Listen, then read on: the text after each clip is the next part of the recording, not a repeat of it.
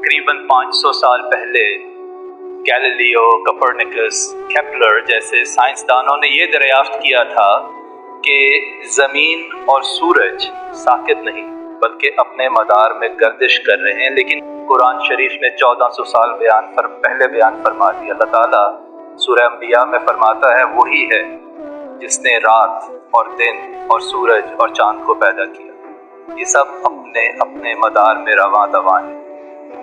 قدرت میں ہر چیز کا جوڑا یا پیئرز موجود ہیں، جیسے پھولوں کے نر حصہ کو سٹیمنز کہتے ہیں اور مادہ حصہ کو پسٹلز۔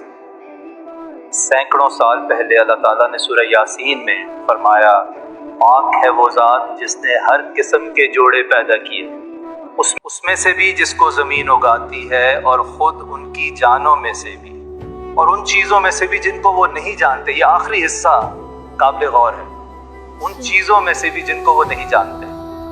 جب یہ آیت نازل ہوئی تھی تو ہم نہیں جانتے تھے، دنیا نہیں جانتی تھی کہ میٹر یعنی مادہ کا جوڑا اینٹی میٹر ہے۔